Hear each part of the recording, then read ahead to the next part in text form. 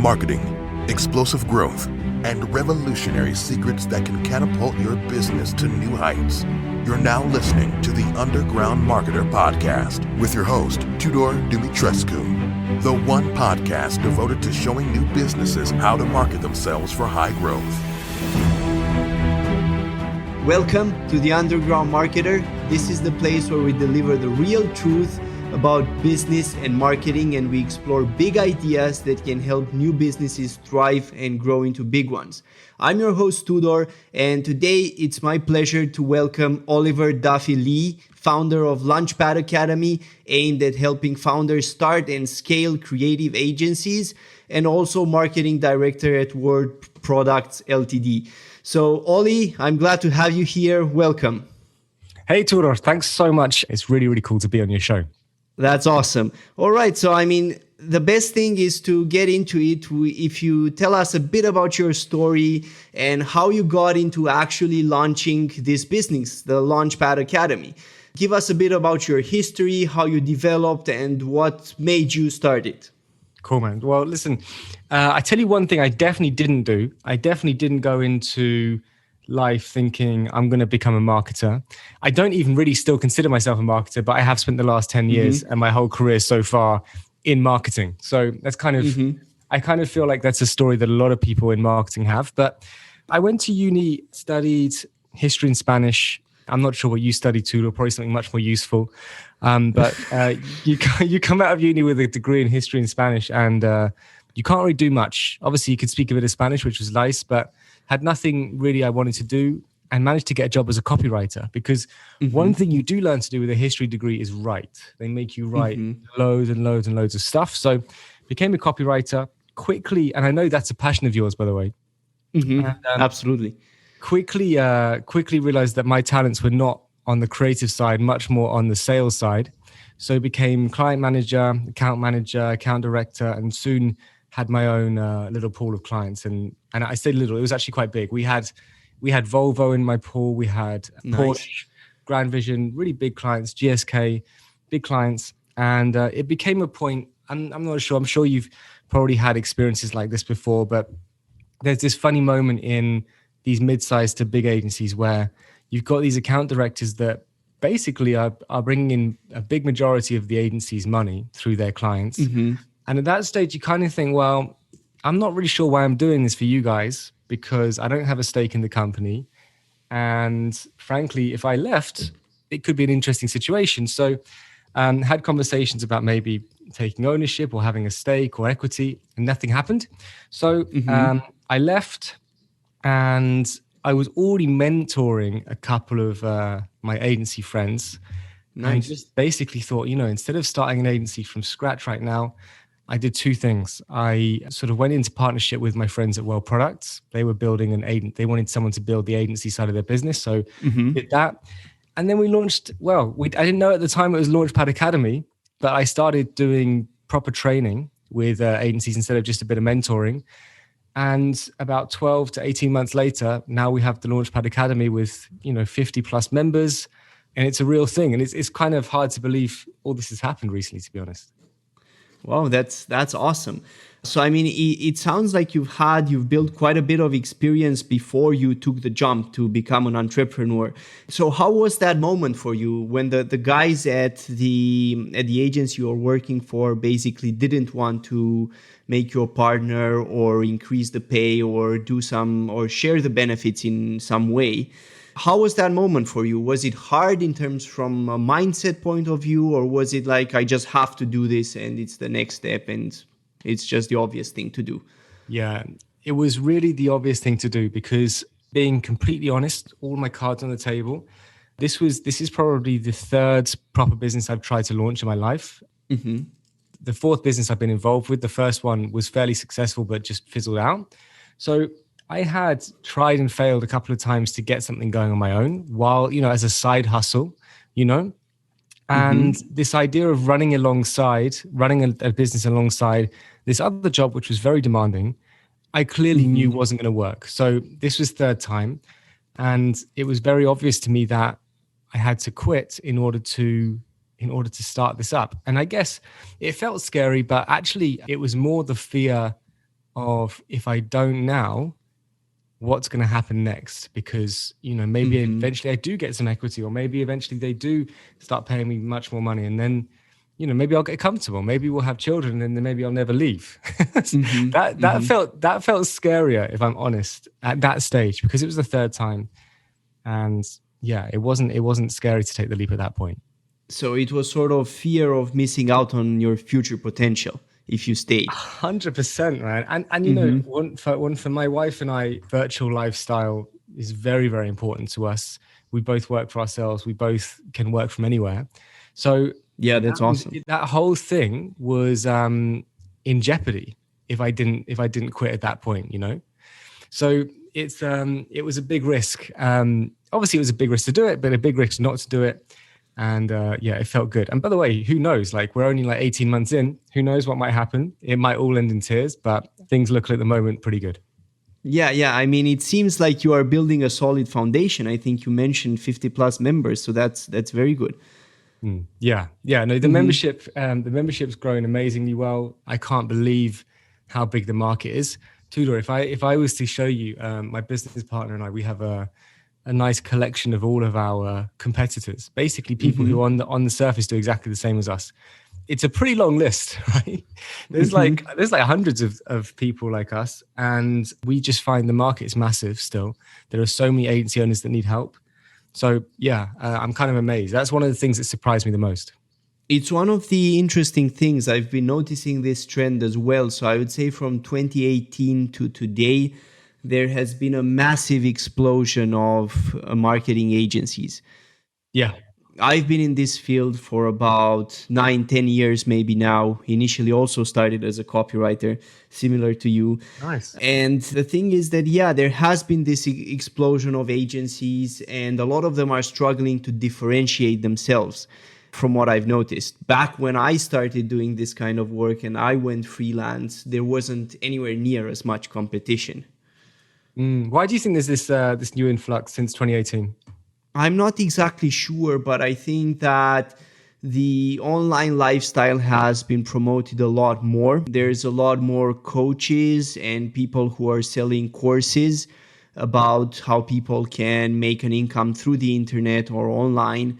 And since agencies are relatively straightforward to open, I mean, it doesn't take a big capital, right? It's a creative business. You don't need to have a lot of assets. You can work from anywhere. I think that it attracts a lot of people. I think you're completely right. It's funny. It's a low startup cost. You can start up with basically a laptop. At least that's what people tell you. And that is in theory true. Yeah, it's low barriers for entry, and probably those skills that people have, whether it's content creation or copywriting or design, can be done with fairly low. Like, you don't need lots of moving parts, right?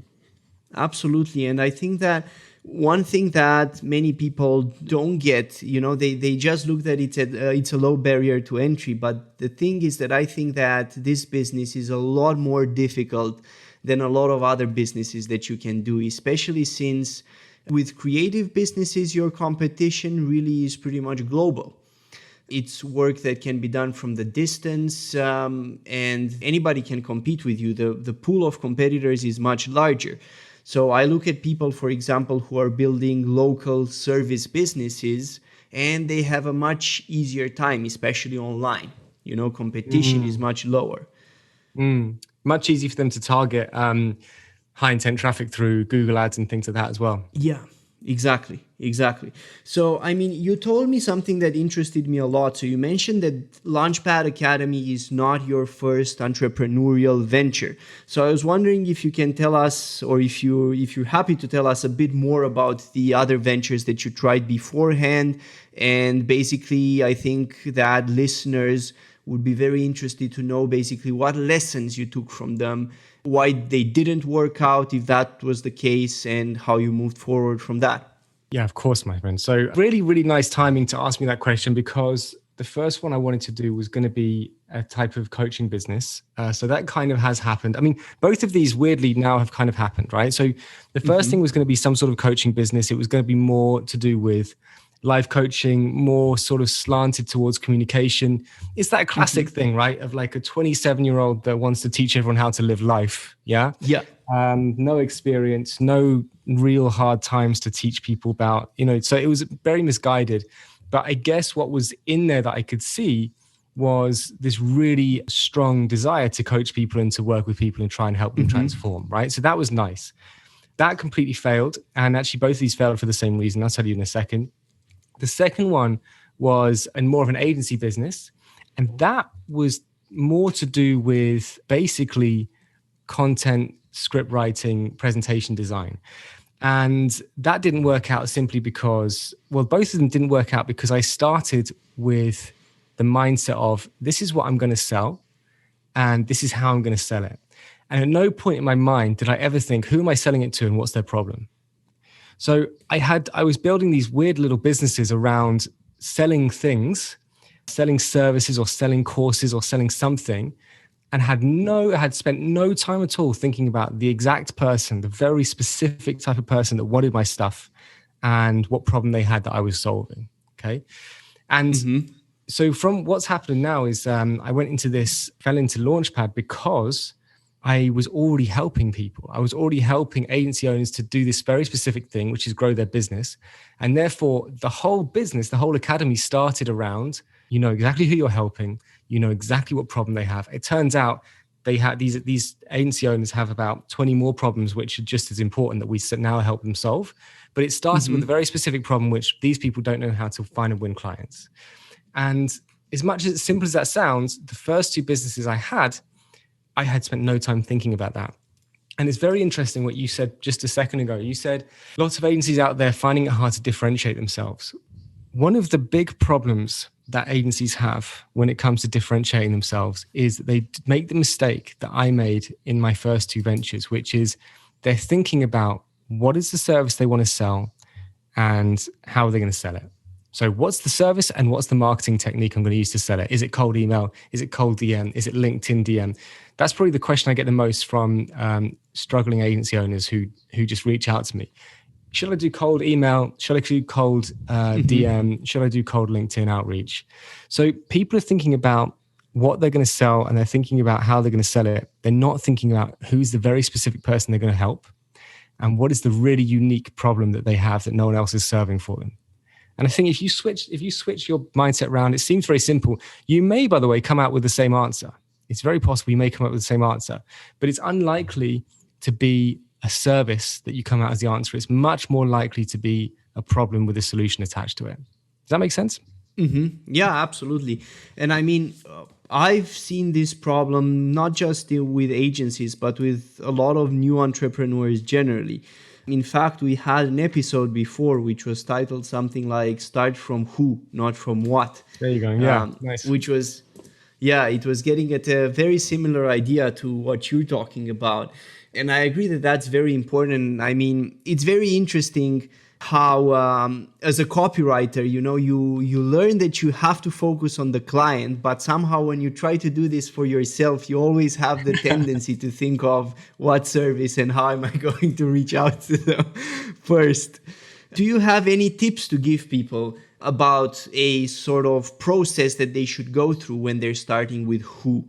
So how should they go about finding a market that they would like to approach? I mean, there's a lot of ways to get to this. I mean, some people say, you should start from something that's economically viable. Others say, think about the stuff that you know what to do and people who could be helped by it. So do you have any advice on that? Yeah, of course. I mean, look, there's a massive push in the agency world to find blue oceans, right? So find these niches which are just completely unserved by anyone ever. And there's so many issues with that. There's two big ones. One is that what ends up happening is there are these really talented agency owners that are serving a niche which they have no idea about and they don't care about. Air conditioning, roofing, windows and doors, skip hire. If you are genuinely passionate about skip hire, right, and you have spent a few years sort of understanding that industry, you might be a perfect ads person for a skip hire business. But if you haven't, if you're a marketer and you have no interest in skip hire at all, I wouldn't bother, because you're going to spend your life talking about skip hire. You're not going to be talking about ads. You're going to be talking about skip hire. So I think the first thing is when you put together a list of choices for which niche, which sector you want to work in, make sure that every single one on that list actually interests you. You don't have to be madly passionate about it, but make sure it at least interests you, because let me be very clear, you're going to be spending your days immersed in that industry. So if it doesn't interest you on some level, you may as well go and be a lawyer or go and be an accountant or a librarian, because it's the same thing, right? Yeah. Second thing that's a problem with this is that if you find a truly perfect blue ocean, so say you win the niche game and you find this niche which is absolutely unserved, okay? Then you're going to have a much bigger problem. And that problem is that you are going to be the pioneer that has to go into that sector and convince them that they need your service. Because that sector has never been touched by your service. Let's imagine it's Facebook ads. And let's imagine you're an ads agency and you've decided, let's go with the skip hire thing again. You're the first ad agency ever in the skip hire industry. Well, you're the person that's going to have to convince every skip hire in business that ads can work for their business. And that is a much harder thing than to convince someone that you're better than your competitor. So I think the first thing is, don't worry too much about this blue ocean stuff. I understand it might be easier if it's less saturated, but it's not that important. Really, it's not that important. The second thing is make sure you are actually passionate about this thing. What we use for this, we use an adaptation of the Ikigai exercise. I'm not sure if you've heard of that. Yeah, I know it. It's great. Yeah, exactly. So Ikigai, trying to help you. It's a Japanese methodology trying to help you to find your true calling, your true meaning, right? Now, that's a great place to start. After that, then yeah, you can do a bit of market research. You can look at, for example, look on LinkedIn, how many available second and third connections do you have in that particular sector? How many can you reach within 1 or 2 connection requests in that sector? Could be a good place to start to see how big or how available that sector is. But only start doing market selection stuff once you have decided a list that you're actually passionate or interested in. Yeah, that's absolutely fantastic advice. I wanted to go back a bit to what you said about blue oceans, and that's very, very interesting because it's one of the things that I was also talking about recently. A lot of people, there's this idea that has been promoted that you have to go, if you're starting a business, after a blue ocean, and that's how you're going to be successful. And I agree with you that that's not actually how you have the best chance, let's say, of being successful. The thing with blue oceans, I think that you're absolutely right about that. I mean, if you're the first there, if you're the pioneer, what people don't realize is that it's going to take a lot of money for you to make it work. I mean, if you go back to the days of, say, PCs, when PCs were first invented in the 70s, those companies, they spend hundreds of millions of dollars. And by the 80s, by the mid 80s, approximately 10 years after, PCs still didn't have mass adoption. So I think that a lot of people underestimate the effort and just the amount of capital that is required to truly conquer a blue ocean. Sure, the rewards, if you manage to do it, are great, but it's also exceedingly difficult. I like the idea of a pink ocean. You want some competition, but not too much. I completely agree. Nothing scares me more than the blue ocean too. Honestly, I'm terrified of them. There's so much danger in the blue ocean, right? So first of all, let me tell you, our competitors are an infinite source of amazing ideas. So when we are obsessed with our competitors in a really healthy way, we love watching our competitors. We love getting in their marketing funnels. We love being in their programs and just seeing what they're doing.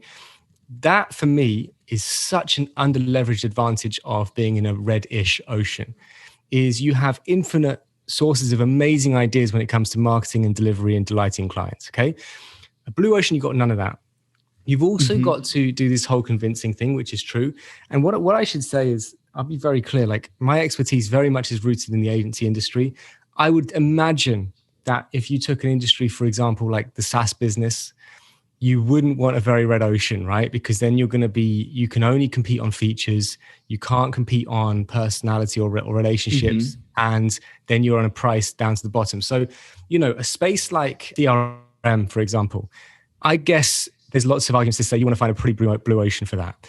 But in our industry, what we're talking about in marketing and the agency world, honestly, run from the hills. If you see a blue ocean, if you actually find one, run for the hills and look for something a little more pinkish, a little more reddish, because it's just going to make your life so much easier. Yeah, I can definitely agree with that. And I mean, I work with businesses with quite a bit. I work mainly in finance, in the finance niche, but I've also worked with coaches and with e-commerce businesses quite extensively. And I've seen this idea be true pretty much across the board. It's much safer if you go into a pink ocean where there are already models that work and that you can look into. As you said, you can see what your competitors are doing and you can do it better than they do it. It's much safer. You know that it's going to work. Whereas if you go into a blue ocean and it's completely blue, then you don't have any idea. Yeah, 100%. I would say this as well, just going back to something we were saying before on niches, right? And blue, this is related to the blue ocean thing, because one thing that I am shocked, agency owners will come to me. And by the way, just to be clear, my door's always open, right? So if you're an agency owner, you've got a question, please do knock on my door. I'm just relaying questions that come to me quite a lot. And one of the questions will be, I can't decide between this niche and this niche. It might be like e-commerce businesses and it might be accountancy firms, for example. And the question I will ask, they'll say, which one's best? And I'll say, well, when you've spoken to them, which one do you think has the most challenges but you can fix? And of course, they haven't spoken to them, right? So here's the thing. If you want to know what's the best niche for you, and if you want to really know what their problems are, knock on their door and ask them what they need. And this is really, really simple. Just go find anyone on LinkedIn. Maybe if you find 10 people, you message them all and you say, look, I really, really value 10 minutes of your time just to ask you a few questions for market research. I will buy you a virtual coffee, or I will donate £10 to this charity as a thank you, or something like that. And at least, I promise you, at least one or two of them will come back to you and say yes. And then you've got a great opportunity to actually do your own bit of market research and see what these people are struggling with. Unless you do that, you are only ever going to uncover about 15% of the truth. You can only find out about 15% of the truth about your niche or your market until you've spoken to these people. So that's the big piece that a lot of agencies miss when they're doing their niche selection. Yeah, and this really takes us into the idea that the knowledge that's already out there, that you can find on Google, you can find on YouTube and so on, that's already dated knowledge. You know, if you want to create a business that's going to be successful, I truly believe that you need to uncover something that's not known by a lot of people. And that's where the truly valuable knowledge really exists. So I definitely sympathize a lot with this idea of yours. And it's a funny thing that if you reach out to people and you just want to ask them some questions, a lot more of them are open. If you reach out to them and you try to sell them something, almost nobody is open. 100%, because when you position someone, this is about status, right? When you position someone as an expert and you want to learn from them, they feel that they have the status and they're more safe. They feel more safe to say yes. Absolutely. No, I think that that's very powerful. And I have a friend who runs a business in, he provides services for Amazon sellers. And he has switched from the salesy approach to this approach of first starting a conversation, asking them questions, and it's a lot more effective for him. So yeah, I definitely share the same kind of views. So earlier in this discussion, you mentioned about competitors and how you religiously, let's say, keep track of them. Do you have any process that you use? I mean, how do you figure out everybody who is a competitor? How do you monitor the market? Well, we are both, me and my business partner, we are both agency owners. So we are literally both our target client and we are the sort of service provider at the same time. So we're constantly marketed to by our competitors. We're constantly in their funnels, and we just sort of dig around, and we do opt in and we do dig a bit deeper, and we do find out good stuff from those people. And I think that's kind of like when you are a geeky marketer, you kind of buzz off that stuff, right? You kind of buzz off getting into someone's funnel, seeing what their email automation's like, seeing what their follow-up's like, seeing how omni-channel their marketing is. And when you're into marketing, that's actually a really easy thing to do. So yeah, we do a lot of that, to be honest. I mean, do you search for ads? Do you search for them on Google based around certain keywords, or do you just wait until they sort of contact you? Yeah. Well, for me, I'm definitely more of a waiter. My buddy Radu, he is such a geeky marketer. I'm sure he won't mind me saying that he probably does go searching for it. But yeah, a lot of it we don't have to, because we just wait. And it's such a saturated area, the sort of like agency coaching, agency consultant area, that you just have to wait around and you will get hit. And it's funny because something that we realize now is that all of the agency coaching programs, all of the agency consultants are using ads and marketing like that to find their clients. Very few of them that we've seen are teaching agencies themselves how to run their own ads for their own agency. And I don't really know why that is at this stage. I think that part of the reason for that may be that it's more difficult it's much easier, for example, to get clients via ads or paid advertising for e-commerce businesses which sell a physical product. I've noticed it's much more difficult to get clients for services. So, for example, when in my agency I do ads for an e-commerce client, we have a much easier time and the results are much easier to come about than when we work, say, with a coach. It takes a lot more effort to market a service, from what I've seen via paid advertising, than a product. It may also have to do with the price, right? Because services typically tend to be towards the higher end in terms of price, whereas products, you have probably from around $20 to $150, most of the products. Yeah. So they sell much faster. Yeah, I think that's definitely part of it. I think at the moment what we're seeing, this is one of the biggest missed opportunities in the agency market in terms of marketing. All agencies are looking for a way to get leads consistently. I would never say any lead generation method doesn't work. It all works. Everything you've ever heard of works if you do it long enough and you study it well enough and you analyze it well enough. But I think ads and funnels, which is something that we give to our guys in LaunchPad, I think it's a massive missed opportunity for agencies at the moment, mainly because most of them are running ads for their clients. It's not like we need to teach these guys how to set up a Facebook Business Manager account, right? Like they're native in that.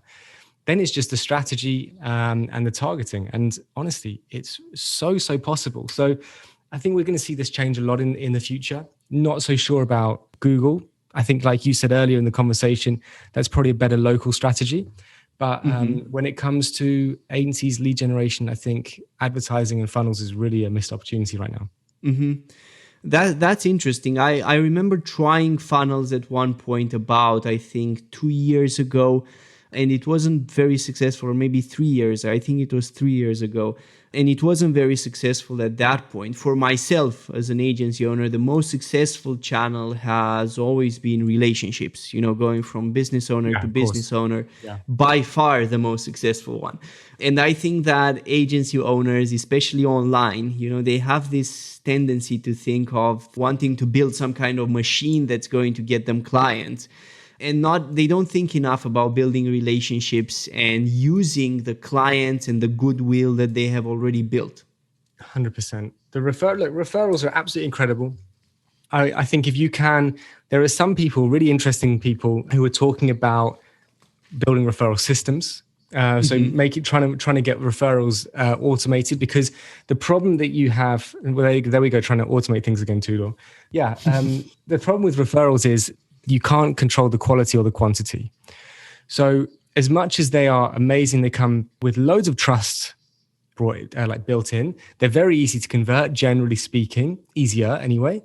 And they just feel good because they come with lots of trust. The problem is you can't control when they come and how good they are. So yes, that's got to be a part of it. In my world, it can't be your only part. It can't be 100% of your lead generation, because you leave yourself a bit vulnerable. And I don't know about you, but what I've definitely seen in my life is that when you are absolutely rolling in, when you can't take any more work, when you're stacked, that's when the referrals are just rolling in, right? And then when you're I know what you mean. When you're thinking, oh God, I don't know, August is coming up, I've got nothing in August, like zero.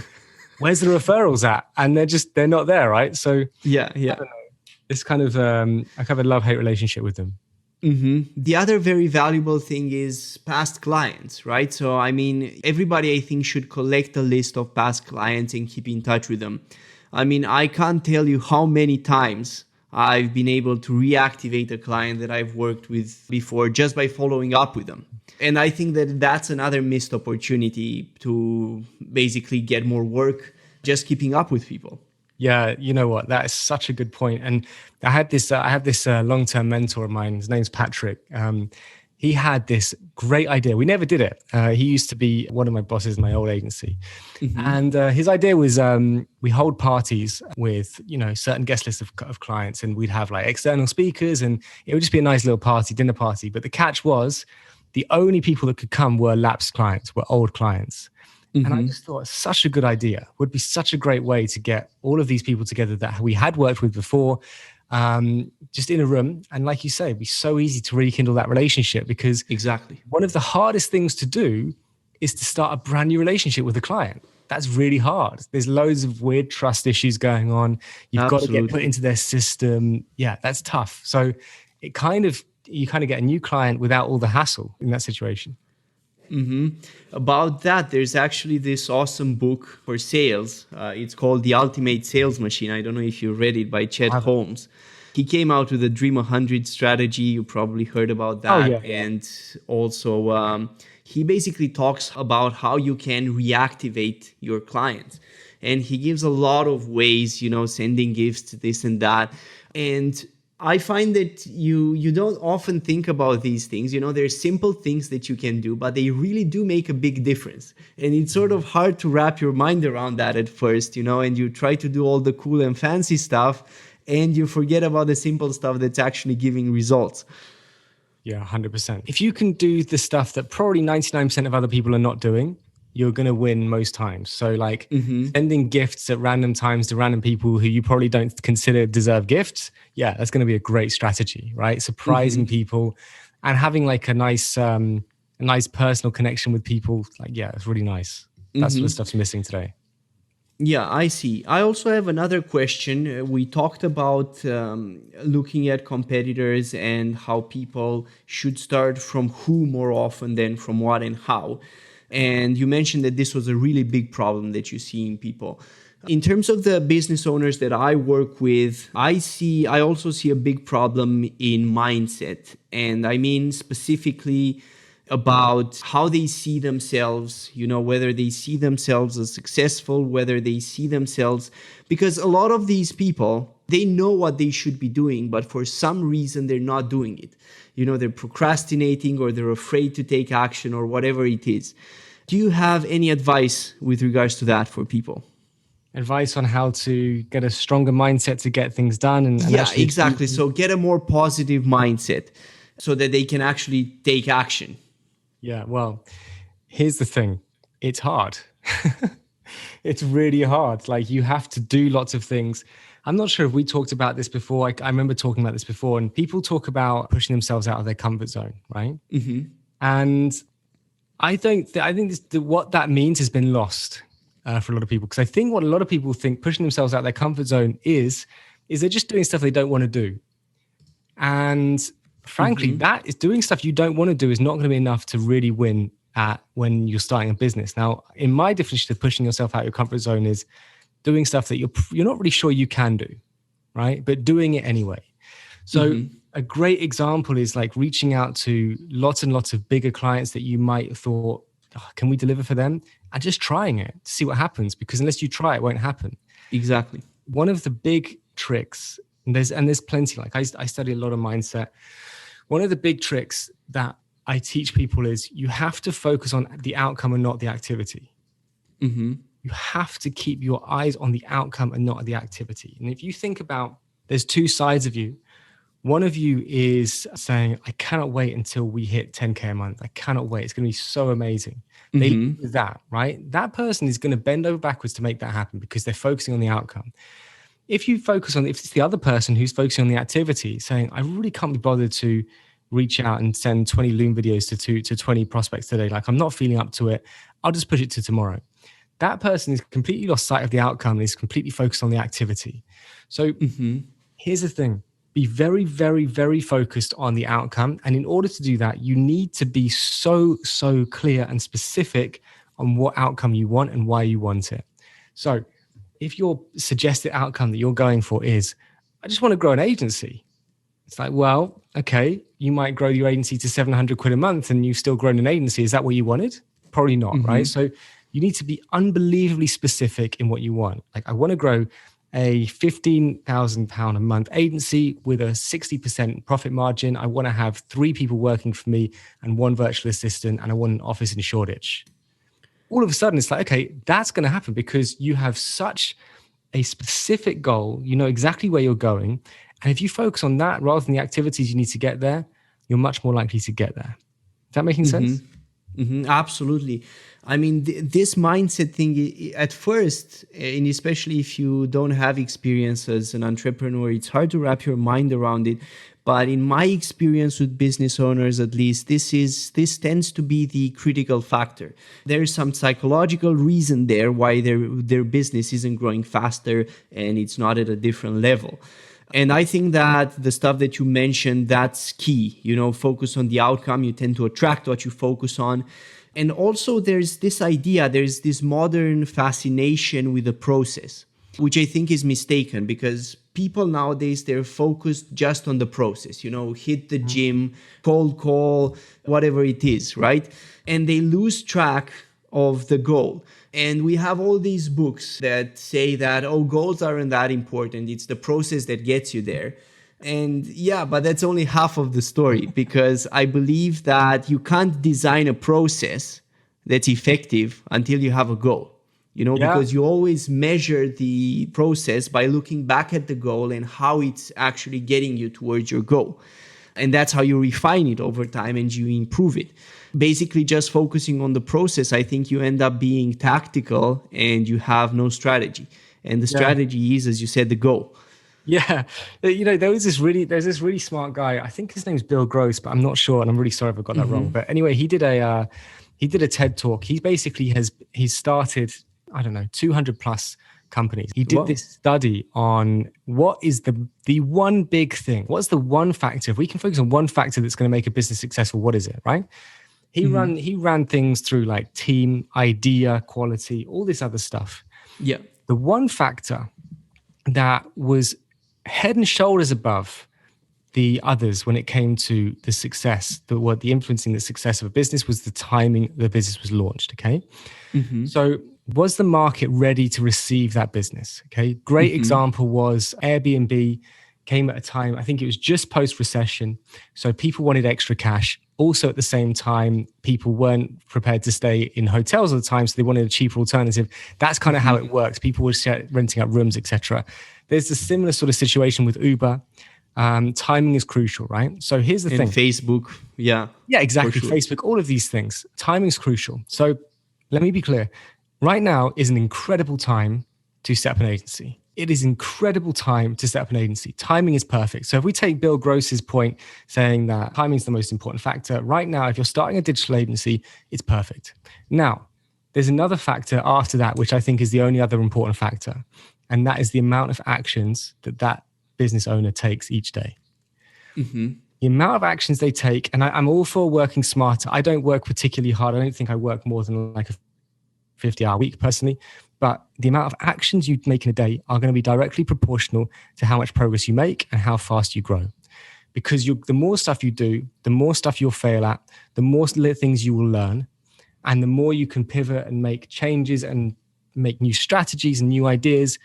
If you are slow and if you are too contemplating and if you are thinking too much and not doing enough, that's going to really damage your chances, because I guarantee you there are agencies everywhere right now starting up and they're trying everything. They're really hungry. So believe me, the timing is perfect. That's taken care of. But the amount of action you do is directly proportional to how fast you'll grow. That's awesome advice.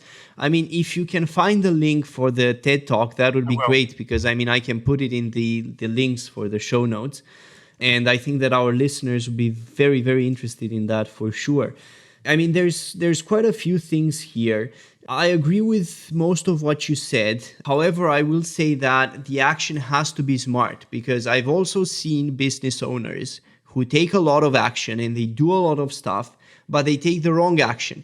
And the reason why they take the wrong action is to run away from the right action. There's some reason why they don't want to do that thing. Okay, so yeah. they keep doing other stuff instead, but they keep themselves busy. And I think that this can be a big problem. So, I mean, this takes us back to the psychology of it being at the center of things. Yeah, I think that's a really good point. So you're saying that people are going to keep hammering away at one thing, not because they think it's going to work, but because they really don't fancy doing that other thing which they know they should do, yeah? Exactly. So, I mean, if you think about people who idea hop, for example, they go from one idea to another, or agency owners who go from one channel to another. They do a little bit of work in one channel, right? And it doesn't work.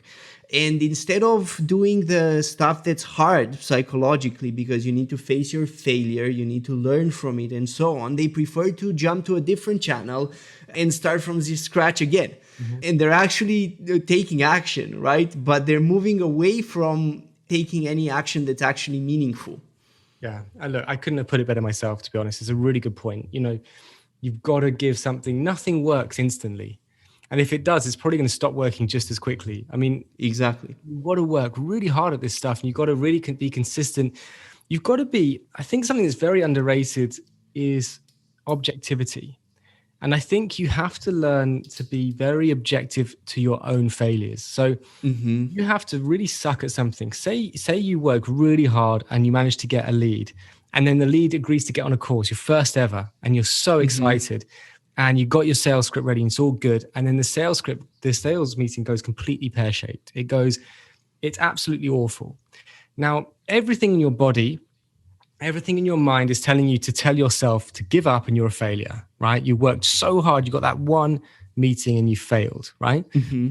Objectivity would let you do this. It would let you say to yourself, wow, that was really interesting. That meeting went absolutely terribly. I wonder why that was. Let's go through it second by second, sentence by sentence, and see where I messed up. That'll be interesting. And when you can take that level of objectivity to every single one of your failures, honestly, that will really, really help you. That will really help you to improve. It will really help you to stay consistent. One of the reasons, like you say, that we're not consistent is because we kid ourselves that we're a failure. We're all failures, man. We are all absolute failures at everything until we work at it. So yeah, I completely take your point. I think consistency and objectivity are lacking in a lot of cases. 100%. So, I mean, how do you actually go about being objective? I think that's what a lot of people struggle with. Yeah, I don't know, because one of the things I was told, I think this is a great piece of advice, by the way. One of my mentors said, look, if you find something easy, probably means you're pretty good at it. So first thing to say is if someone's out there and you find something really easy, think about what those things are, because they're probably your natural talents and you should probably double down on them. Follow them, yeah. Yeah, but I mean, I never found it hard post being 22 or 23 years old. I think I was probably very precious up until that point. Then I entered the world of work and got my ass kicked every day, and basically realized that there's no point in being precious. There's no point. It doesn't serve you in any way. Being defensive and precious about yourself and fragile. There's just not enough time.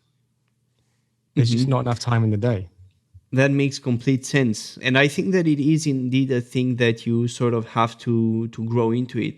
I mean, you don't get comfortable being uncomfortable, without going through this process, right? Of facing your failures and so on. So I think that definitely taking action on things in this regard is one of the keys. Otherwise, it's very, very difficult. I've also found something else which is helpful, which you sort of mentioned before, which is basically being very clear and specific about your why. So if you know why you're doing something, I found that creates motivation and it creates desire, which can push you through fear and through whatever else is there. It's sort of like when you're very in love with someone, you can do anything for them, right? It's sort of a similar thing here. So I think if your why is really clear and you clarify that, then you have a lot more energy that you can use in the process. Yeah, for sure. You become resilient.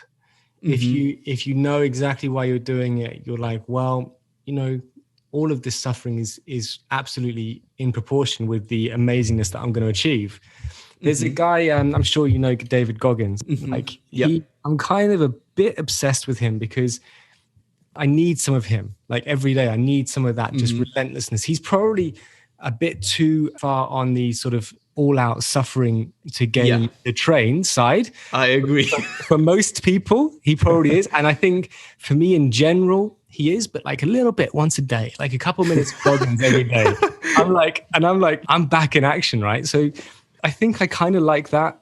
It's too much for me all the time, but I think if you're struggling, just whack on a bit of David Goggins and back into action, man. Yeah, I definitely agree. And I think that having good role models is for sure part of the journey as an entrepreneur, and more specifically here as an agency owner. And I mean, this brings us back to LaunchPad Academy, what you do now. So we talked about a little bit so far of what you did until you launched LaunchPad Academy and why you did it.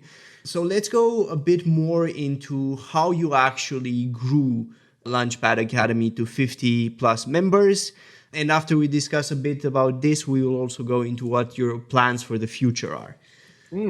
Yeah, so I had no idea what I was doing. I knew I wanted to be a coach, but didn't really know. Coaching is the coaching industry is very sort of open with how it teaches others to do it. So there are a lot of people go into coaching, they think, right, I'll do some one-to-one coaching. Now that's great. Very, very unscalable. And actually, frankly, quite monotonous, because if you're going to be doing the coaching all the time to different people, but it's the same stuff, it can get a bit monotonous. So I started learning from a guy called Taki Moore, who's an absolutely incredible person. And he basically taught us all the process of moving from a one-to-one coach to being a one-to-many coach, basically how to build a group coaching program. And I became obsessed with this idea. I became absolutely obsessed with it. And all the back end of last year, it was just a mad rush to get this amazing sort of group coaching membership type deal going on, which we got to. Like we got it, what I would call now LaunchPad 1.0 was launched in December, whatever last year was, 2020, of course. Yeah. And it's come so far from there now. I've basically scrapped for the first members. We did loads of LinkedIn outreach. We actually developed an approach on LinkedIn, which was using Loom videos. And I notice, I think I sent you one, Tudor. That's true. I sent you one, Tudor. and he didn't join, by the way, guys. And yeah, we had developed this approach, which I think was pretty cool. I've noticed now a lot of people are doing this. And what was great about that was that allowed me a couple of things. It meant I spoke to loads and loads of agency owners. It meant that my LinkedIn account was filled with loads and loads of agency owners. And it just meant that the people who onboarded with me basically knew me from the word go. So they knew me pretty well because we'd been through a couple of sort of sales meetings. We'd spoken on LinkedIn a lot. They were consuming my content. So it meant that the first sort of like 10 to 15 members, they were really comfortable with me and they really were my dream clients, right? My dream members. Since then, we've done loads of stuff. Like we run lots of ads now. We have people from all over the world and we scaled through a more sort of automated and advertising based approach. When people coming through advertising, they don't know you as well. It's not as close a bond. So it takes a longer time to get them into the system, to get them into our way of working. But because we spent that first few months just working with our absolute dream clients, like I can't emphasize these people, they were absolutely perfect. A lot of them are still in the program. And that allowed us to set this amazing culture, this beautiful culture in the live calls we have. The vibe is so cool and people help each other out. So I think that was really key to the success, was having a very highly personalized outreach-based approach for the first 15 to 20 members and then scaling from there. That's really been part of the key to the success of what we got so far. And I mean, it sounds like you also went for an approach which involves quite a bit of nurturing. right? I mean, these 10, 15 members, it took you quite a bit of time to get them initially, because I mean, obviously you're having conversation on LinkedIn, connecting with people, and then obviously sharing your content. But how long did it take to actually reach those 10, 15 members? Oh, about a month and a half, I would say. Oh, really? That fast? The start of this year, I was pretty relentless. And I'm really pleased I was, because it means that when people are telling me that lead gen's hard and the outreach is hard and that, it needs to work hard, I can say, well, I sent 25 looms a day for about 6 weeks and I got lots of nice clients out of it. So I think, yeah, I was pretty relentless, man, to be honest. Nice. That's good. But it was a great start to the year. It's what needed to happen. And for LaunchPad, basically version 1.0, how are you getting the clients back then? Oh, LinkedIn outreach as well, much less personalized, much more higher volume. Honestly, even 1 year ago, LinkedIn outreach, it was kind of a free-for-all. Like anyone could do it. You could just sign up to any of the automation softwares out there. You could make these wonderful lists on Sales Navigator and you could just go ping and you'd probably get some bites, right? So that's all changed, obviously. LinkedIn is probably in my mind done the right thing and restricted quite heavily what you can do. So that's just how I did that. It was very sort of one-dimensional LinkedIn outreach to begin with. Mm-hmm.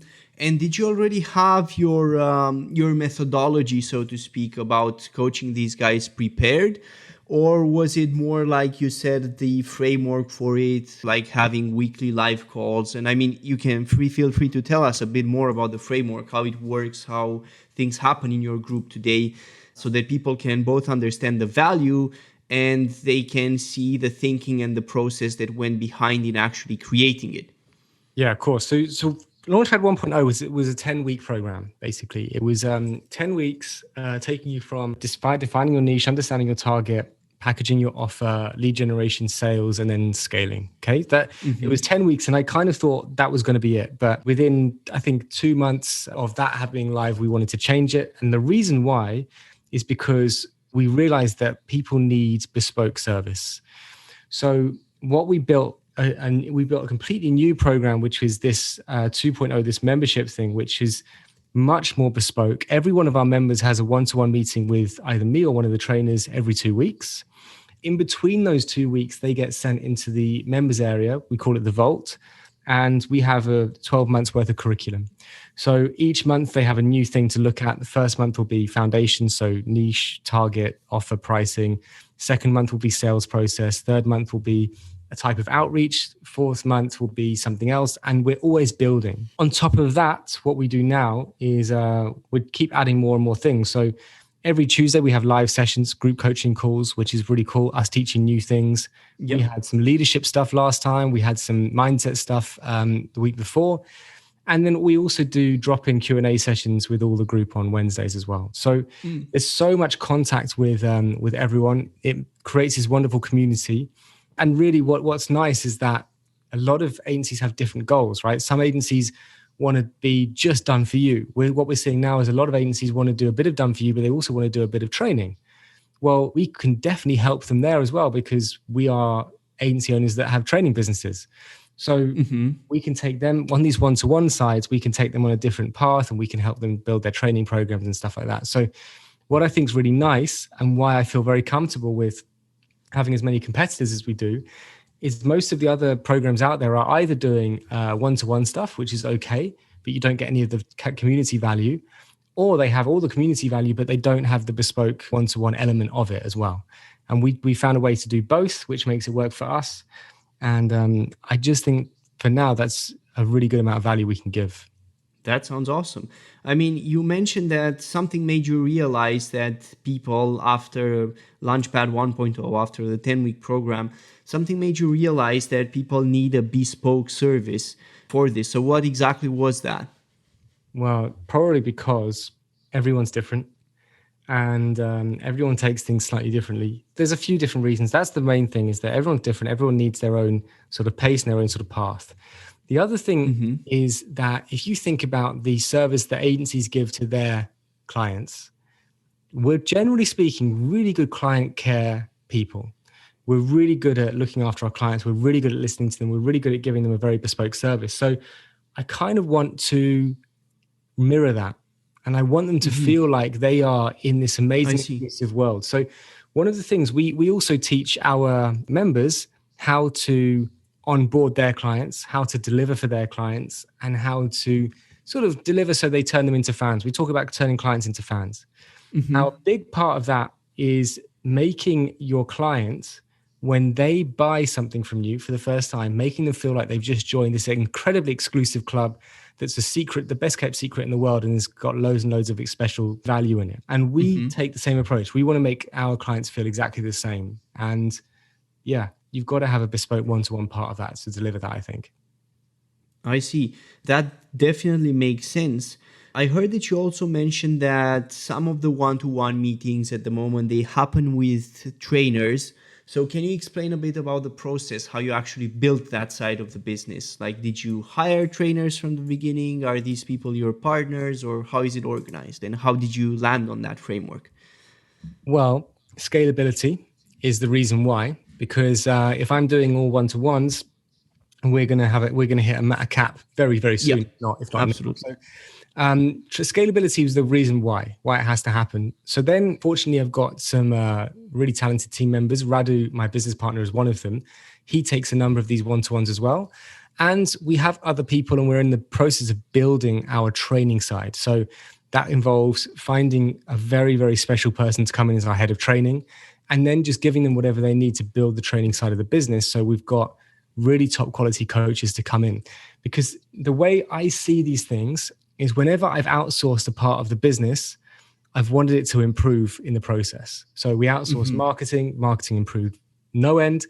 We've outsourced our membership engagement. That's gone up in spades. We're outsourcing our sales now. I'm hoping conversions will go up. And when we outsource the training, I'm hoping the training quality goes up as well.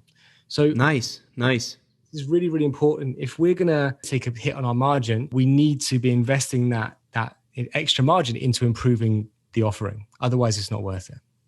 Absolutely. I mean, that makes a lot of sense. And a lot of people don't think about this.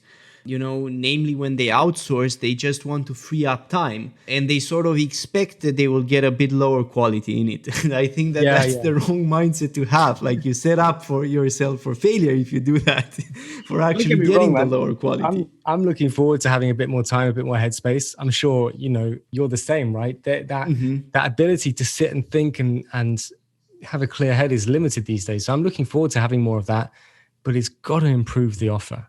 Otherwise, we'll die. Otherwise, we'll die. The market is so fierce, man. We gotta keep improving. Otherwise, we'll die. Absolutely. No, I definitely agree with you on that. By the way, I meant to ask you, is your partner Radu, is he Romanian? Because his name sounds Romanian. He is. And weirdly, he is Romanian. And weirdly, we have a big following in Romania. We've got quite a few Romanian members. So, man, I had nothing to do with Romania just like a year ago. Now I feel like Bucharest plays a big role in my life. I see. Did you partner then with Radu for LaunchPad Academy 1.0 as well, or is this something that emerged over time? He was a client.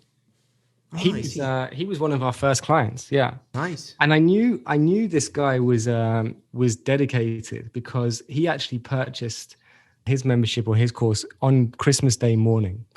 And I kind of thought about it and said, this guy, if he's sitting there learning on Christmas Day morning, I know that this guy's probably someone I want around. So yeah, he was a great student. He's an agency owner. Everyone that works as part of our team has been involved in an agency at some point. And which I think is important. Even like even our head of membership, Naomi, she's worked in agencies basically her whole career. So we keep that in the staff or in the team. But yeah, Radu was a client. And frankly, if anyone's out there who's thinking about your next hire, look in your client base. If there's anyone in your client base that could become a good person to work for you, then that's a great move, both for agencies and for us. A lot of people, and especially some of the previous guests that I've spoken with, actually 2 of them so far, and myself included, you can add 3 of us in total, are kind of wary when it comes of partnerships in business. Namely that for us, they haven't really worked out. So do you have any sort of advice that you can give people when it comes to partnerships in business? I'm probably the worst person to give advice about this sort of thing because my biases lead massively towards intuition. They lead massively towards speed and efficiency. And when you combine speed, efficiency, and intuition into a decision-making process about your partner, you're probably going to make quite snap decisions. Now, I think I've got pretty lucky. I think Radu makes an amazing partner, and he's massively improved the business. So, but I wouldn't take advice from me because generally the advice is going to be go with your gut on that one. I see. I think there's probably lots of good advice when it comes to like the legal side of things and that sort of thing to make sure that you are covered. I think that's important, but consult the right people, get legal advice to make sure that's okay. Yeah, I'm more of a non-overthinker. Has it made any difference you sort of brought a partner on at a later stage in your business, like not from the get-go? I think it's worked better because the dynamic is such that I think one of the big I see. Obviously, I work with loads of agency owners, so I've seen partner horror stories, right? I think up to 5+ people who I've worked with this year, agencies who I've worked with this year, started with a partner and now are going solo. Yeah, so I see the problems everywhere. I think one of the big problems comes when there is a perception that one partner is doing more than the other, and that there is a feeling of unfairness and there is a feeling of a lack of effort. Right now. One of the ways to combat this is to be crystal clear in who owns what and delivering massive amounts of responsibility to each person. So what not to do is to say we're both the CEO or we're both the MD and we're both head strategist and we're both head of creative. That's a terrible idea because you're constantly going to be stepping on each other's toes. You're constantly going to be thinking the other person's got that when they don't. And you're constantly going to be duplicating your effort when you don't need to. So don't do that. Be very, very clear whose role is what their responsibilities are, and don't meddle with that side. I'll give you an example. Radu's our head of operations. He also basically is head of marketing as well. When it comes to those areas, he has more of a say than me.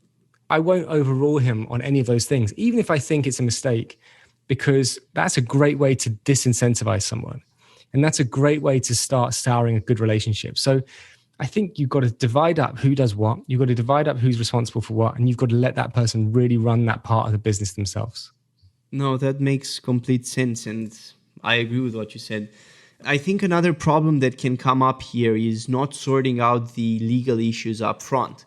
Because I've heard from many people, at least, that they sort of got in business, they built something, they got some customers, and then they found each other in a disagreement over the legal stuff and how the company is split up and so on. I think that can tend to become a big problem if it's not addressed from the get-go. And I think that you are right about this. The structure needs to be there from the very beginning. If it's not, you can run in all sorts of complications later on.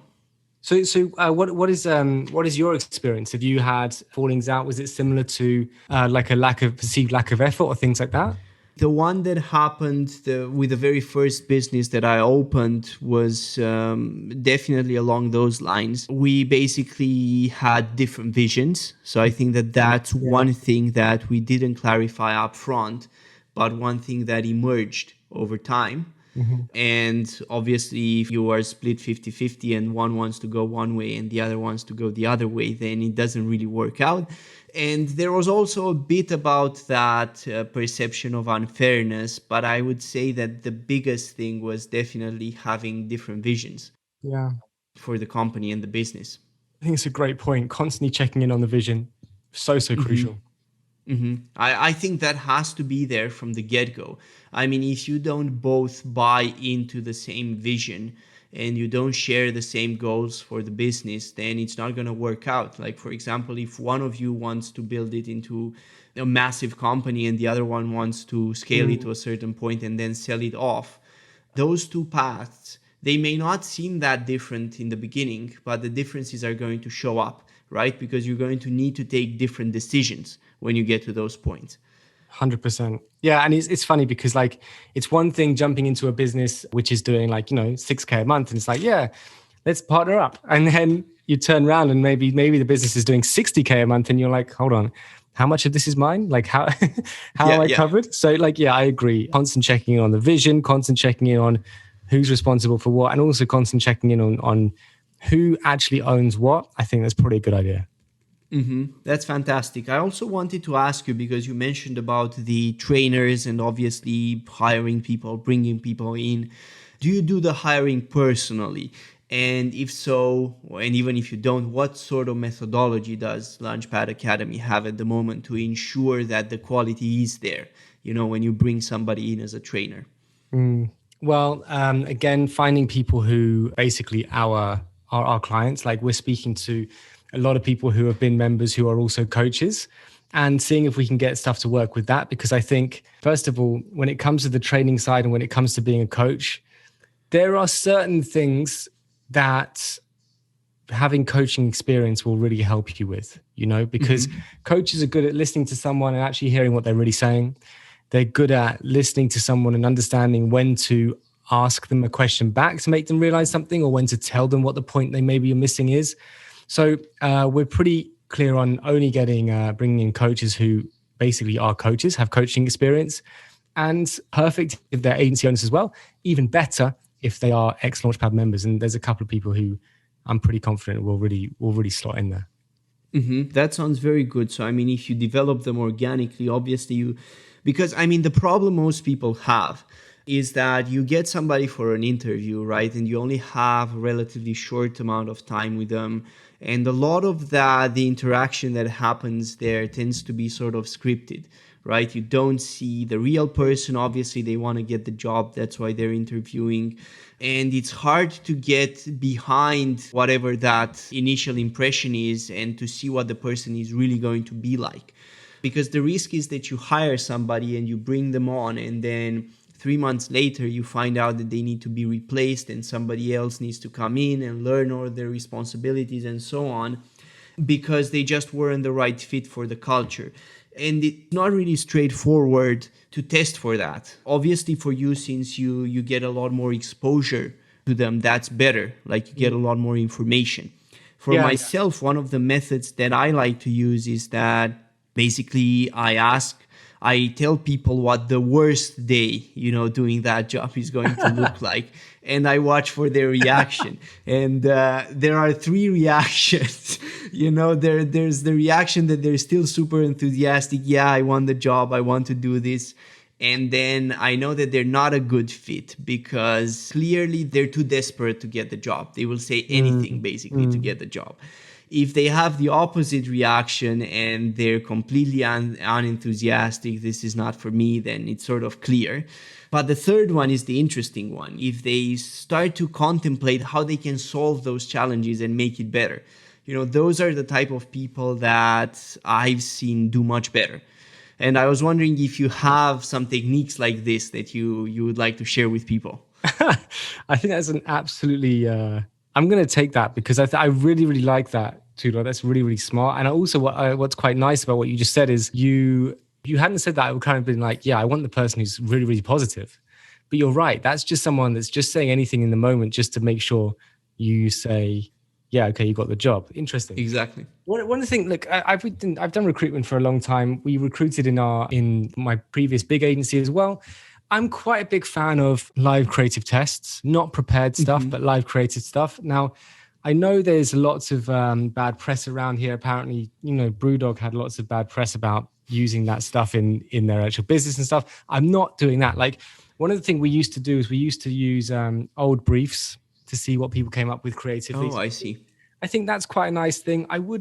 Some people attempted to use live briefs, and I'm a bit skeptical about that because there's going to be a conflict of interest where you might want to use an idea of someone who you're not going to choose. Yeah. And that's not very fair. But old briefs and things like that, I think are really, really useful. But honestly, Tudor, I don't enjoy recruitment. So what we are doing in LaunchPad, this is different to what we do in World Products, but what we're doing in LaunchPad is I have my leadership team. I have my core team basically built. And any extensions we need from that, unless it's a completely new sort of arm or sector, like head of training, for example, I just put it to the person who's in charge of that area to go and find support for themselves. I see. and for them to run the recruitment process and for them to be in charge of it. So, in terms of our sales team, we're going to build it in India. In terms of our marketing team, we're building it in Romania. In terms of our client engagement team, we're building it in the UK, but that will be Naomi. So that's more the way I want to do it. And that's mainly because the last thing I want is to ruin one of my team's day or life by choosing someone who they can't get on with. Mm-hmm. So I want them to be in full control of it. I want them to feel empowered to go and find the right people. That's the strategy we're taking right now.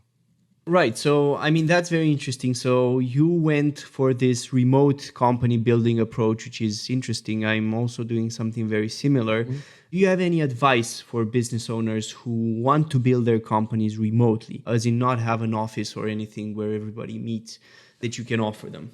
I'm still working it out, if I'm honest. I'm still working out. I wouldn't say we've mastered it. All of us, I think, move around quite a lot. We're not sort of fixed in one place. We have one fixed team meeting every week, no more. We're constantly talking on WhatsApp and on Slack. And what it seems for now is it seems to work. So when I started leading people and leading a team 6 or 7 years ago, I decided that the number one priority for me was going to be happiness. I wanted to create happiness all the time, mainly because, and I didn't know this at the time, I now know this, mainly because back then I was absolutely obsessed with people liking me. I since then have done lots of personality tests and I've sort of dialed that down a little bit, but I was obsessed with people liking me. So happiness was really important. And I think from happiness, it meant, how do I create that? There were 3 things that came to mind. One was recognizing good performance. That was really important. The second was giving people loads and loads of freedom to do the thing the way they wanted to do it. Yeah. Well, the way they chosen to do it was probably going to blow up in their face. I had to let them do it because that's freedom, because then there's the payoff. One time they're going to do it and it's going to be something completely new. But if you're going to if you're going to still give someone freedom, you've got to give them safety as well. You've got to say, yeah, you're free to do it how you want. And if it completely messes up, it's on me. Don't worry about it. So those 3 things have sort of underpinned how I've led teams since then. And I think those 3 things work really, really well in a remote or a virtual team. Always finding people doing something right, recognizing them for it in public spaces like WhatsApp or whatever, letting people being very clear that people have complete freedom to do what they want to do, letting them be clear as well on top of that it absolutely is on them that it gets done. And, telling them that if they get things wrong, that's fine. That's just part of life. And I think those 3 things will really serve you well. That's an awesome philosophy of doing this, Ollie, to have. So thank you for sharing that. What about you, man? How do you find the remote leadership stuff? Right. So I think that I agree with what you said. I think that the key here is that you need to hire, for me at least, you need to identify people who have the right personality to work remotely. And the reason I'm saying this is because there are people who they're not as good working remotely. Like they need a lot more, let's say, interaction that's face-to-face and in an office environment. And that can tend to not work out very well. So that's definitely one thing, being capable to recognize the people. Another trait that's really key is that they have to be self-motivated. They don't have to be self-motivated the way a business owner is self-motivated, but they have to be self-motivated in that they take responsibility for their job. They like figuring things out on their own. They don't need to be handheld.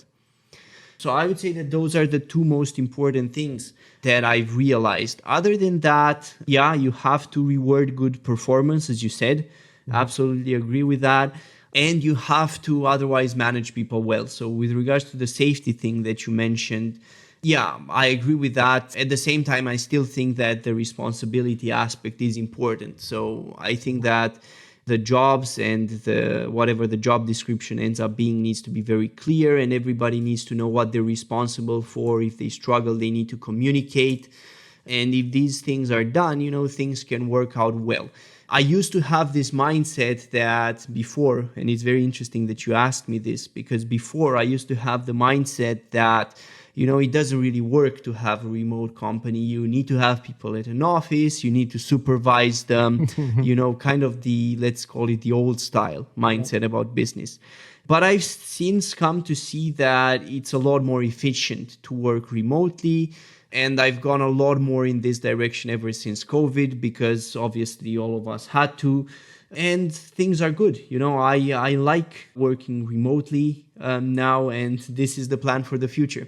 Yeah, I love it. I love it. I think it's so much healthier for people. I think, something you said there, which really caught my attention is, you want to work with people who are hungry, who are sort of self-starters, Yeah. and then the question is, okay, how do you spot that? And something I think you can see, you can look at what someone's done in their life and you can spot whether they're hungry and they're a self-starter, because how much content are they posting, or how many little ventures have they done? How many little side hustles have they put on? I'm not saying you have to have that, right? I'm just saying, if you're looking for clues of whether if you're really looking for a self-starter, someone who just isn't waiting to be told what to do, just does stuff, look at how much other stuff they've done in their life, how many other ventures they've done. That's a good indicator. Yeah, there's another one that I really like, Mm-hmm. and that's seeing them take initiative. Mm. There are some people that you just talk about a project on and you sort of tell them what they have to do, and they're like, oh yeah, I will do that, and that's pretty much that. And then there are other kinds of people, and you tell them what they should do, and then they start asking you questions. They obviously care about it. They're a lot into the work. They want to be good. You can see that. I think you want to go for that kind of person that takes initiative and takes responsibility for things. Yeah, 100%. 100%. Mm-hmm. With regards to this remote discussion, I also wanted to ask you if you faced any legal difficulties in terms of building your company remotely, because obviously you sort of straddle across multiple legislations, and the UK is no longer, for example, in the EU. So how does that sort of thing work out? Yeah, you had to bring Brexit into this, huh? Yeah. Somebody had to. Yeah. Well, really simple answer to that is, at the moment, all of our teams they're set up as companies themselves, and we pay them as companies. Mm-hmm. So it's just company to company consultancy fees. In a way, there's a couple of people who are a little bit different, but generally speaking, that's the way we're looking at it, not necessarily on full-time payroll. And with that, with that is actually a really, really nice thing, because one of the things you're going to have to do with a virtual team is you're going to have to forget about the amount of hours someone works, because you ain't going to be able to track it anymore. So if that's something you care about anyway, forget about it anyway. It doesn't matter. Outcome's much more important. But what's quite nice about that is there's no control we have over it. And in our agreements, this is like, it's more like a business to business relationship in that respect, as in, this is the service I'm going to do for you, and this is what we're going to charge you for. So I feel more comfortable that way. Probably as we grow, we're going to need to change that a little bit, but I'm going to seek much more stringent legal advice than just me doing it. I see. Yeah. It can be a problem. I mean, the biggest problem is that things in the EU, in my opinion, are very bureaucratic, especially once it gets into the VAT stuff and so on. It tends, the bureaucracy only increases. Mm-hmm. And I don't think that actually helps business owners. I think that people who are based in the States generally tend to have a much easier time from this point of view. Really? Yeah. I haven't spoken to many US business owners, but certainly, look, VAT is a great point, because if you're essentially paying employees and you're having to add VAT on top, that feels a little bit strange. So I agree. That's something that, if you're going to grow a virtual international team, get advice on that. Work out how you can work around things like VAT and things like that, because that might be a problem, to be honest. Yeah, I mean, it can be quite a big problem, depending also on the state that you're in the EU. So that's why I basically wanted to ask you, because I know that a lot of people are facing difficulties in those areas. Mm-hmm. Right. So I also wanted to ask you one more thing, and I ask all the guests about this. So basically, I wanted to ask you what your top 5 book recommendations are when it comes to mindset, business, entrepreneurship, this side of things, because our listeners tend to be very interested in that. Well, you say that, and then immediately all of my book recommendations just go out the window, right? So I'll go with the ones I can remember that I love for now.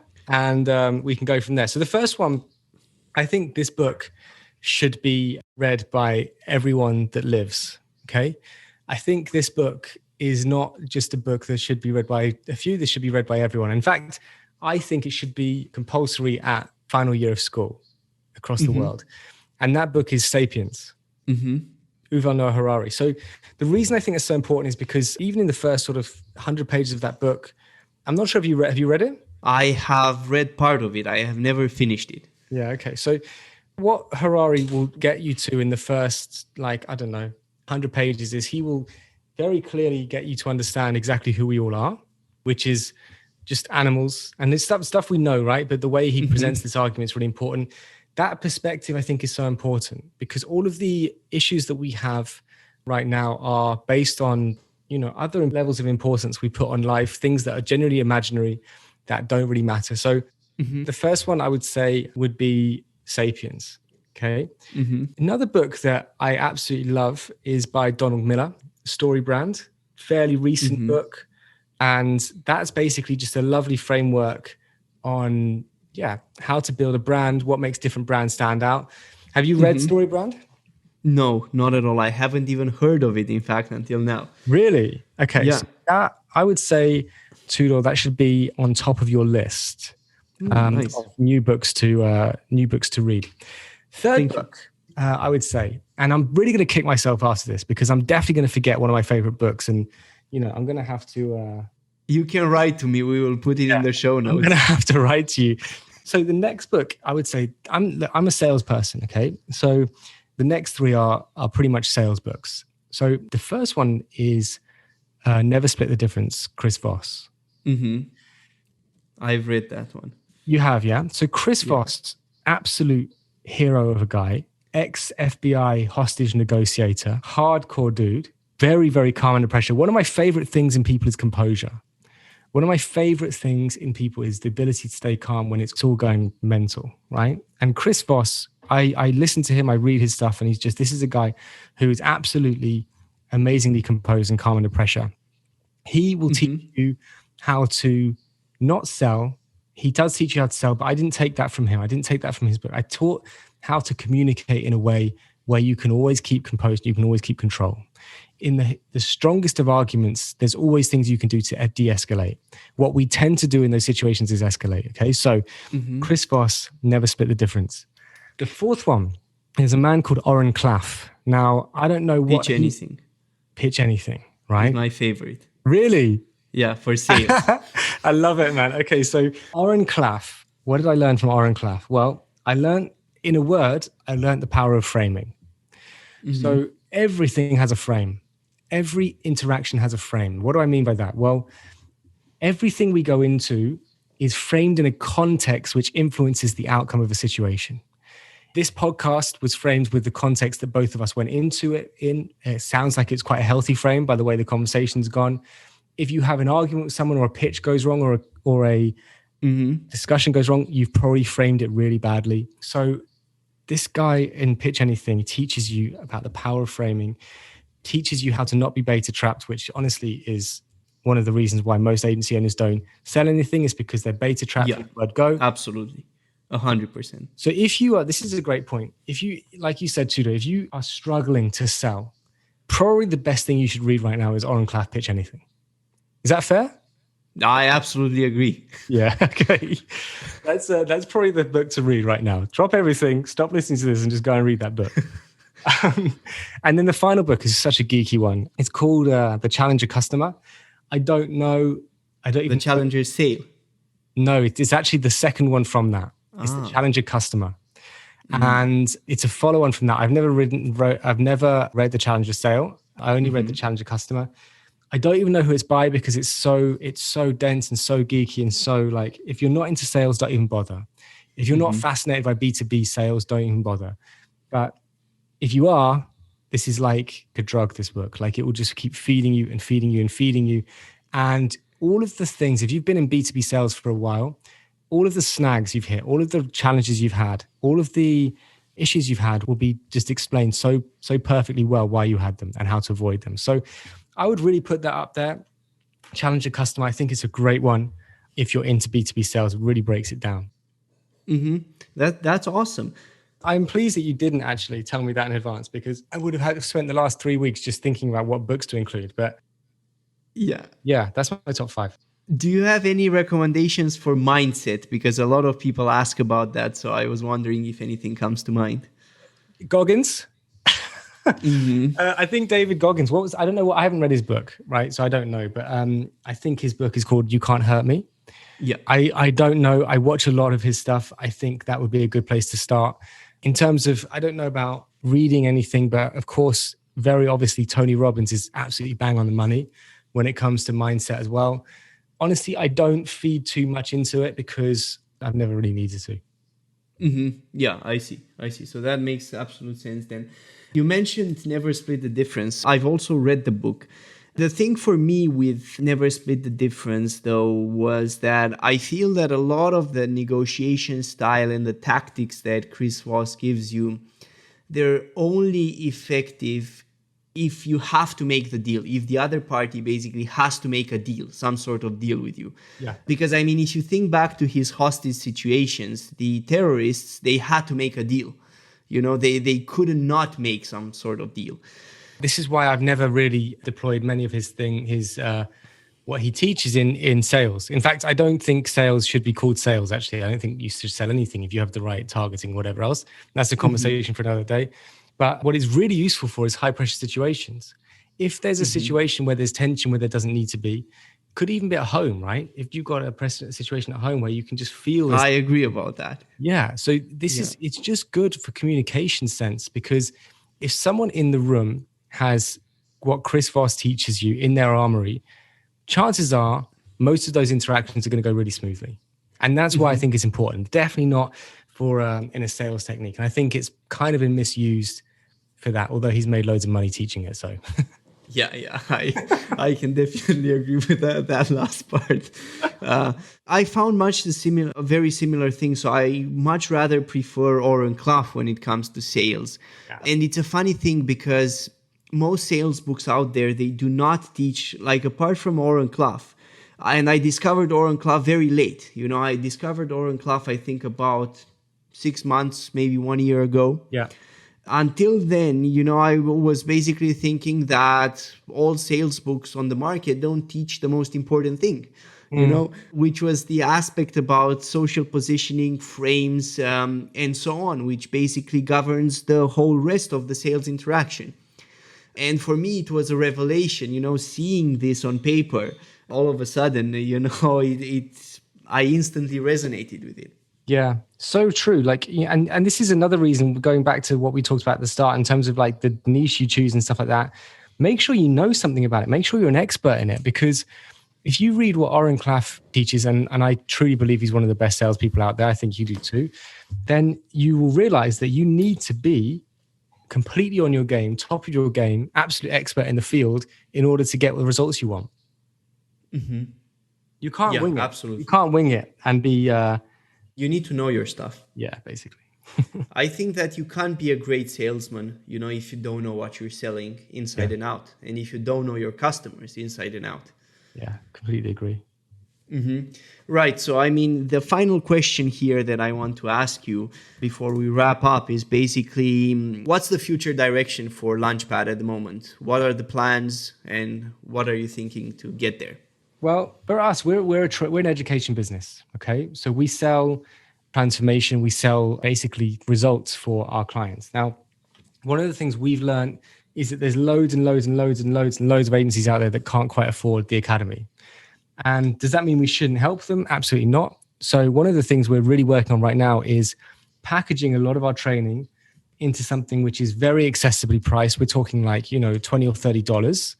It will obviously have none of our time in it, but making that accessible to that market that can't afford to be part of the academy, simply so that we can start to create our own clients instead of find them. Because if we can create, that sounds very interesting. If we can create wins for our clients at a very low value, which we can deliver and we can still be profitable on, and from the back of that, they can grow their business to the point where they can join the academy, I think that's literally the definition of a win-win. So that is the direction we're going in, as well as obviously being very, very clear on improving the academy offering and everything like that. That's really the main innovation we're making now. I see. That's awesome.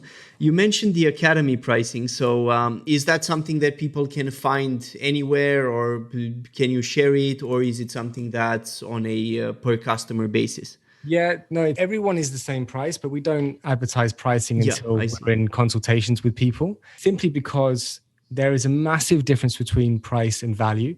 And until you've spent time with someone working out what they really want, then no one sees the true value in something in that way. So yeah, that's something we talk about in private. Yeah, makes absolute sense. One last thing, Oli, you don't mind sharing your email, LinkedIn, website, and so on for people to see what you're doing and to contact you and to join LaunchPad, right? Definitely. So yes, my website for sure, but I'll also put a link so people can book what we call an agency growth audit into the straight away. So if you're an agency owner, you think, that's you awesome. need our help, then you can get a 15-minute chat with one of our team to see if we can help and what your 3 core challenges are. Mm-hmm. So can you tell people a little bit about when exactly they should consider taking this audit? Like, should I take it? What position should somebody be in to take this audit? So if you find yourself asking yourself questions, if you run an agency, you're struggling to push over. We used to say we'd only take agencies under 10K. Honestly, now we've got agencies in the academy who are doing about 300K a month. So we kind of scrap that. But if you run an agency and you're not satisfied with the revenue level you're at, if you feel like you're asking yourself questions like, if only I could clone myself, I would be fine. Or if only I could get 10 more leads each week, I'd be fine. Or if only I could double my prices, all my problems would be over. If those are the sort of questions you're asking yourself, then you should take an audit with us. Mm-hmm. That sounds awesome. There's a lot of direction for people there. Any last comments here, Oli?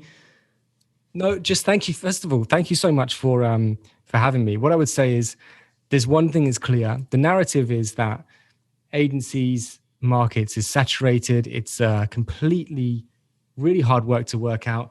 It's really hard to make it work. Truth is, maybe it is saturated, but it's a really good thing. It's really good timing to be here. If you consistently work at it and if you find you're very clear on your target market, this is a wonderful industry to be in. Yeah, keep pushing. Thank you very much then, Oli. It's been wonderful having you. You've been a very interesting guest, one of the most interesting so far. So thank you very much then, and wish you a lot of luck in the future with LaunchPad Academy. Thanks, Tudor. Same to you. All right, Oli. Bye-bye. For the rest of you guys, stay tuned for the next episode. And until next time, keep growing your business and providing massive value to the world. Remember, you are the reason why we're all growing richer, our freedoms are expanding, and we're all living in greater prosperity. Thank you, and till next time.